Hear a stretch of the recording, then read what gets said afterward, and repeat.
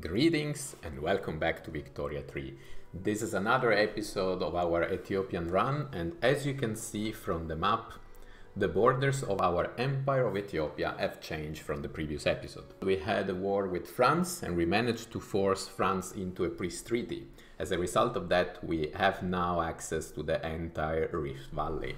If you have followed the previous episode of this series, you already know that I was targeting this area because of the coal mines that are available here, as you can see here. And that is the reason why in the past I was starting a colony in the Rift Valley, but then our colony was basically blocked by the progression of France in the area. Luckily now we had our revenge and we managed to force France into giving us the entire Rift Valley, which now basically means that we have access to the coal mines, the rubber plantations, the steel mills that are all already available in this area. So thank you, France. Of course, this does not mean that the war with France was not frustrating. I must admit that war in Wiki 3 is many times frustrating. Sometimes it is because the outcome of war seems to be quite randomic, mainly because it depends on the general and it kind of, I will not say ignores, but doesn't take too much into account the number of units and the technology. Right now it's really like general based, I will say. And the second reason why war in Wiki 3 can be quite frustrating is also because it's full of bugs. And that was exactly the case in this last war that we had with France. Basically, for an entire year, I was not able to send my troops to the front because it was saying that there were no active fronts, even though, as you can see, Ethiopia and France, they share quite a significant border. There are a number of things that need to be fixed, starting, for example, from the lack of bureaucracy that you can see here on the top of the screen. So right now we have minus 201, with the result that we have a tax waste of 24%. And in case if you are wondering why we now have all this excessive amount of bureaucracy, that's also because in the previous episode we managed to pass another important law, which is religious school. As a result, now we have an additional institution here, which is the education. This, of course, is very good because it will help us to increase the literacy of our country, but of course, the more institution we have, the more bureaucracy we need to maintain them, right? And probably I will do it by building government administration buildings in some states that are not particularly efficient in terms of taxation. And I will say that they are definitely Amara and Gondar. Also, I've seen that we have several expensive goods, included paper, so I think it will be important to continue the construction of these paper mills. Also, I've noticed that now we have a need of glass. Until this point, I was not really having this need, but now I've noticed that in the Rift Valley, we also have food industries. And because of that, this requires glass. And so, yeah, we will need also to make sure that glass is available now in our market. And now, as you can see, the bureaucracy went already up. This is, of course, good. Inefficient agriculture. This is an event that we have seen many times in the course of this run. And I think that maybe we can damage a little bit the industrialist in this case. Yes, they have +8, so they serve our purposes. Raising concern. The armed forces have expressed their concern about government decision, clearly favoring the interest of industrialists. And maybe we need to balance a little bit the industrialists and the armed forces. So let's go for this need to be addressed. It will give +2 of armed forces that will go then to 0. And then it will reduce to the industrialists. They will drop to +4. Let's try to play some balancing games here. And I'm afraid that I will really need to produce glass internally because I see that we struggle to create productive trade route for the glass. And let's also check what law we can pass now, maybe. We could try once again the appointed bureaucrats. 27% of clout versus 18%. The landowners are really losing their power at this point. We could try to pass interventionism.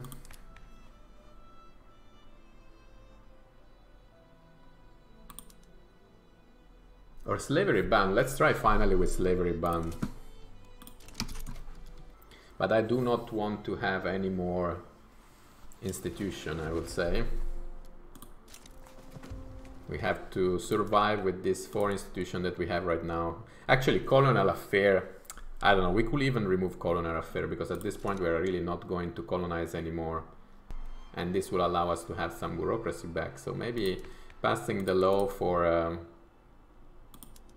no colonialism might be interesting.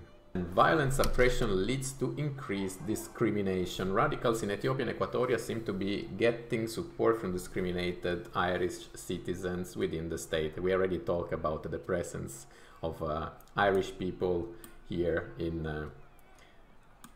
Ethiopia and Equatoria. I don't want to have more people discriminated.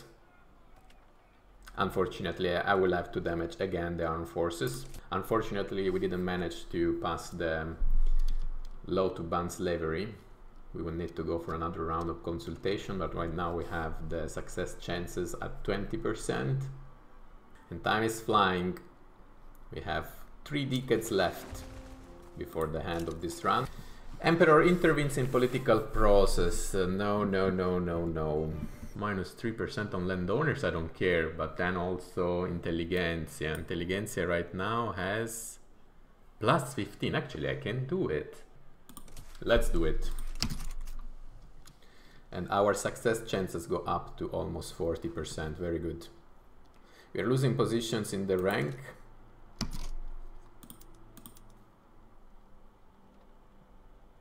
I think it's mainly because of the prestige. And we are really behind in the literacy at this point. That's definitely the worst stat that we have. GDP, I mean, we are no longer growing as we used in the past. We have lost some positions, but it's still fine. Standard of living is slowly increasing, still not optimal, but at least increasing. We are 55 in the world. Population is growing. Radicals, for the moment, is under control. Loyalists, they grew and then they stabilize. Let's see. Let's try to increase the education in 50 weeks. Let's go to level 2. I mean, we have plenty of universities. Now we have also the schools, but our literacy, unfortunately, is still not ideal. Of course, it will cost us more bureaucracy, but for the moment we're fine, so I think we can manage. Let's see if we can ban slavery. 53% of success.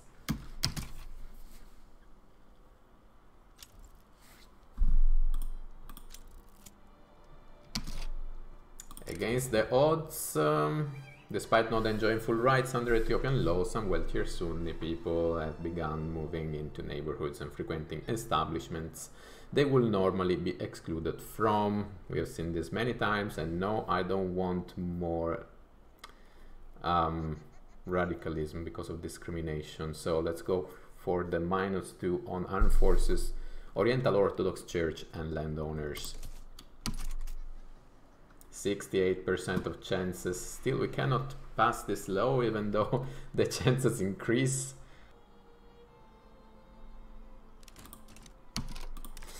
And we have a revolution brewing. The landowners. Now they are strongly opposing. Is it maybe time to have a revolution? Now it's quite some time that I cannot manage anymore to pass a law. They oppose everything I try to do, since they are no longer in the government. Okay, this is industrialist. This is landowner. I don't know exactly what happens with the generals in case of a revolution. I will imagine that they will move against us. And then, for example, we will have Haile Kwallu moving against us because he's a landowner. And is the defensive strategist of our headquarters. I don't know. That's a good question. Should we have the revolution?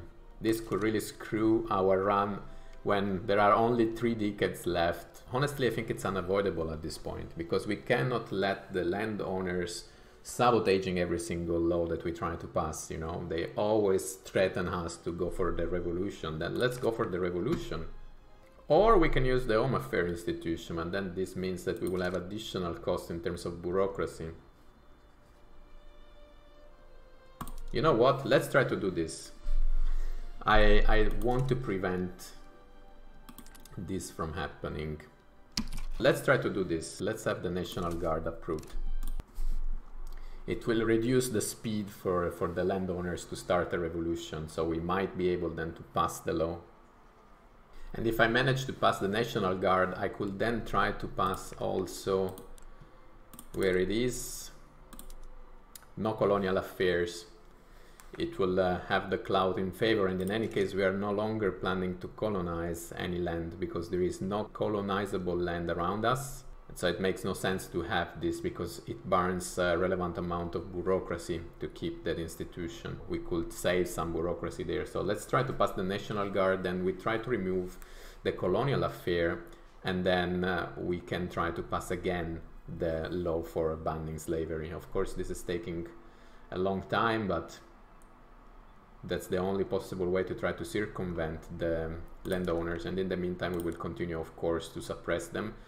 They're unhappy, -5, but the cloud around them dropped to 16%, so we are in the right direction, I would say.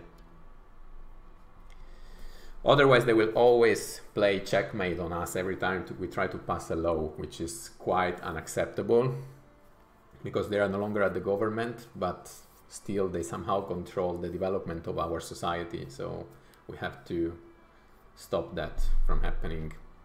At least the Liberal Party won again the election. This is good. We had the possibility to reform the government, but there is no need. I'm happy with the current government. An influential faction within the Oriental Orthodox Church has grown frustrated with their co-members' neutrality on the topic of National Guard. Themselves in favor of the law, they have now resolved to form a separate political faction intent on passing it. I don't want to give additional pop attraction to the petty bourgeoisie, so with their support the bill shall pass. We will just have a +15 of enactment success chance, and the pop attraction of the church will diminish significantly, which is fine for me. And we go to 45%. Dangerous equipment. The steel mills in Somaliland have seen an increase in workplace injuries due to the increased mechanization and poor safety regulation. We have seen this unfortunately already in the past. I don't remember which one I was speaking before. Yeah, I think I didn't want to sabotage the pop growth of the country by increasing the mortality. So yeah, I accepted probably to decrease drastically, -50% in manufacturing industries throughput, and that's what I will do again. Of course, not good, but still better than killing my people. Population is still growing. We are 15 in the world and we still experience pop growth. That's of course good. And now we have the National Guard. As expected, we go here with -76 of bureaucracy, and we generate tax waste because unfortunately now we have too many institutions. But what I would like to do at this point, I hope I can really do it: colonial resettlement, no colonial affair. Now we have to wait for also this law to be passed. In this way we will get rid of one institution, reduce the bureaucracy again. I think it's fine because then we will have education, law enforcement, health system and home affairs. And education on level 2, by the way, is helping because now we have 43.2% of literacy, so we are improving in this area as well after having it ignored for an extensive period of time. As soon as we manage to remove the colonial affairs and have again positive bureaucracy, we can try to pass again the law for banning slavery. And I can see that Scandinavia became the Kalmar Union. Interesting. Language in the classroom. Finnish students sometimes use their native language in Ethiopian schools. Some have called for teachers to penalize the use of these languages, forcing children to speak the official language of Ethiopia. So we could discriminate them, and the number of radicals for discrimination will increase. That's not the highest portion of the radicals in the country anyway, but plus 20% is a significant boost. So let's damage the petite bourgeoisie, and we say that their language is part of their heritage. Unfortunately, they will have to struggle with the assimilation, but then we will at least decrease the radicals from discrimination, and the intelligentsia will be happy. We didn't manage to pass the law for no colonial affair. Rousing speech captivates the public. This afternoon, G-Day, oh wow, don't ask me to read that, leader of the rural folk delivered a fiery speech advocating for the enactment of no colonial affair. Yeah, let's increase the chance of passing this law, 33%. Hopefully in the next round, raising concern. This is the petite bourgeoisie. Let's see what's the current situation. Industrialist -1. No way. Not going to damage the industrialist. And in all of this, it seems that there is a war between Austria and France. France is also having Algeria on their side. Can we please finally make sure that we have no longer the colonial affair? Please? Please?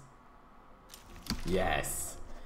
We now have no colonial affair, and because of this we go again with the positive bureaucracy, and we have no longer the tax waste. This is of course great.